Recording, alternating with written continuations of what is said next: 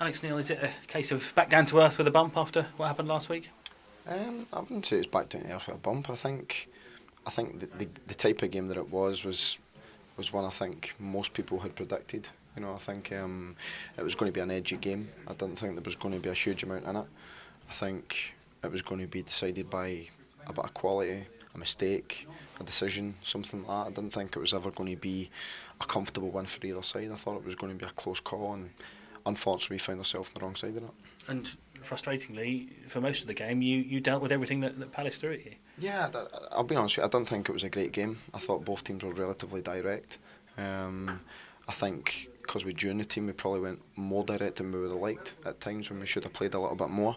And I think we got into some decent positions without having any real sort of quality to break them down. And to be honest, I thought it was likewise. I didn't think they had much.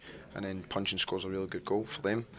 And then once we start to stretch it and go and try and force for an equaliser, a few more spaces opened up. But yeah, I just think that a lot of the games are really finely balanced, and it's about just making sure you find yourself on the right side of that, and we didn't.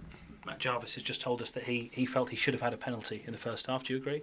Yeah, it was difficult for me to see at the time.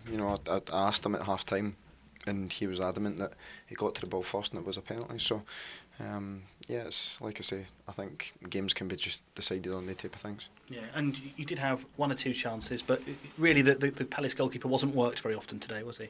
No, and I didn't think John was. I think John had a couple of things from Zaha when he came on. I think he had a couple of breakaways, had a shot at goal.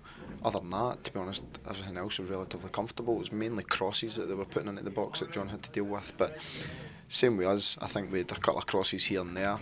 I didn't think that we looked as much a goal threat as what we have been recently.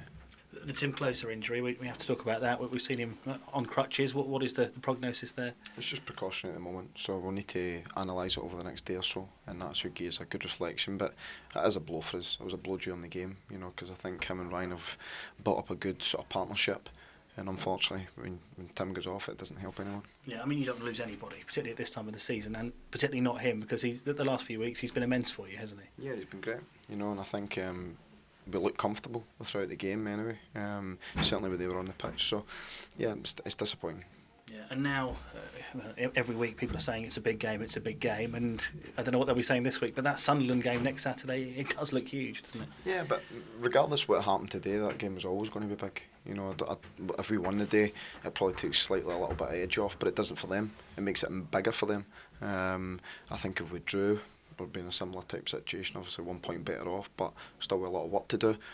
And if we lost as we have done, then it becomes a huge game anyway. So yeah, we've got an opportunity next week of hopefully getting ourselves as much away for the relegation zone as we can, and we'll watch tomorrow's game with a bit of interest. Yeah. And just to finish with, away from home, you've played all the teams around you now, and I think you've only beaten Sunderland. The rest you've lost to, and that doesn't help, does it? No, but I think the one thing we have done is I think we've beat all the rest of our teams at home. So, and I'm pretty sure they'll have similar records, that they lose away from home and they lose at home. It's not as if it's abnormal. That's quite a common theme when you're at the bottom end of the table, that your home form generally is stronger.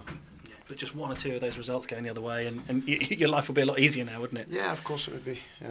But to be honest, I think some of the games away from home, like say Bournemouth and that, we just didn't perform well enough, and anywhere near well enough, so we didn't merit anything out of those games. I didn't think today we deserved to lose, but then again I didn't think we deserved to win either. Yeah, but it's results like that, isn't it? The Villa, the Bournemouth performances, that now they feel all the more costly, because not having those points is valuable. Yeah, but you could look at that right throughout the season. Do you know what I mean? I think there's been bigger games than that we've not taken out from, that we should have.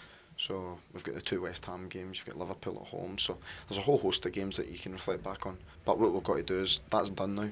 We've got to focus on the next one, which is Sunderland, and we need to win it. And I think when we've come up against big games at times, certainly at home, we've hopefully produced, and hopefully can do it again.